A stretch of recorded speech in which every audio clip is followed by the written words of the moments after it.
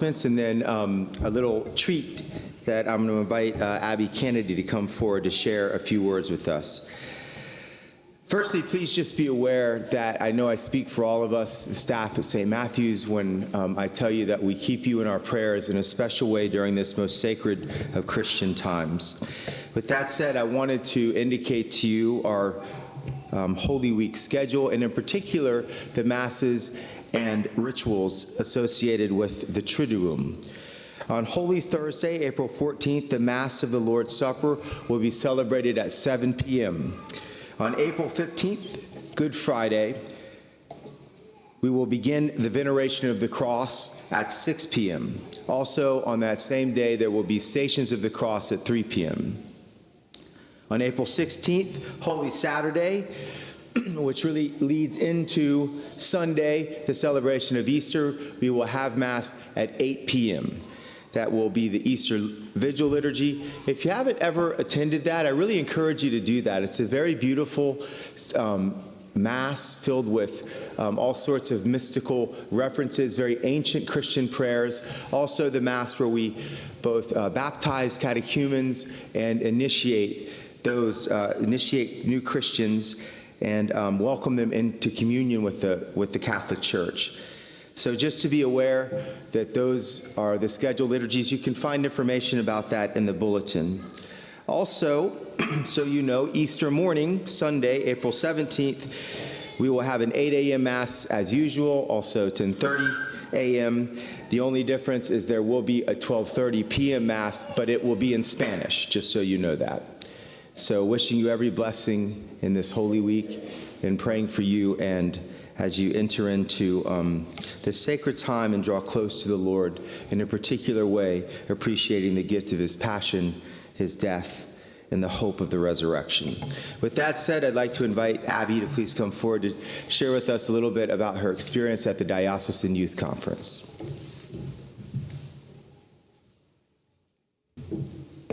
Good morning, everyone. I'm Abby.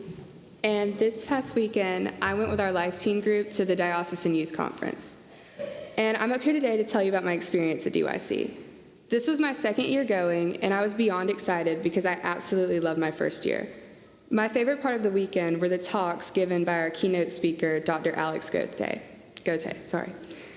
Now, I don't know if anyone in here has ever tried to hold the attention of teenagers, but it's not always easy to do. And he did it great. When he gave his talks, he would start by telling a story about his life or his family, and these stories were absolutely crazy and hilarious. And when he first started talking, I was thinking, okay, so he's going to be like one of these speakers who their main thing is being funny, and they like sort of know what they're talking about. But I was very wrong. And right at the height of these stories, when he had the entire room's undivided attention, he would bring Jesus into it. And guys, it was just so great. And the whole weekend was absolutely amazing. We laughed, cried, grew closer in friendship, sang along to worship songs until we lost our voices, and strengthened our relationship with God. Oh yeah, and we won a synchronized swimming competition. You can check out the Instagram to see that. And you may be thinking, okay, yeah, Abby, we get it. You had a great weekend, and I did. But I also want to thank you all for your support. We wouldn't have been able to go to this conference without all of you. Whether you came to the car wash, bought a treat at our bake sale, or if you kept us in your prayers, we're extremely grateful for anything you've done. I also wanted to thank our Life Team leaders, Lydia Payne and Thomas Husel.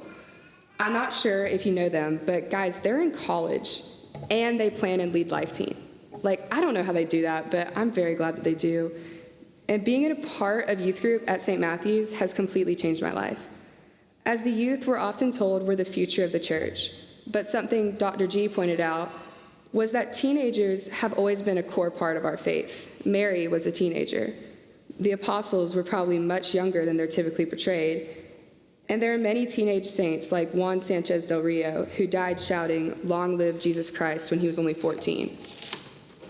I know that sometimes as a teenager, it isn't always easy being Catholic. Chances are you probably don't know a lot of people your own age that are Catholic. So that's why I want to invite everyone from 8th grade to 12th grade to come to youth group from 6 p.m. to 8 p.m. in the social hall on Sundays. It's so much fun. We have great talks, play fun games, and you get free food. Also, I'll be there, so you get to hang out with me. You never know how much fun you're going to have until you try it. And trust me, you're going to have a good time. If you do start coming to Live Teen, 6 p.m. to 8 p.m. on Sundays, don't be bummed about not getting to go to DYC, because we are going to go to another convention this summer in Atlanta. And while we're up there, we may or may not be going to Six Flags, so that'll be fun. And I want to thank you all again, and I ask that you keep supporting and praying for St. Matthew's Life Teen, and definitely think about coming.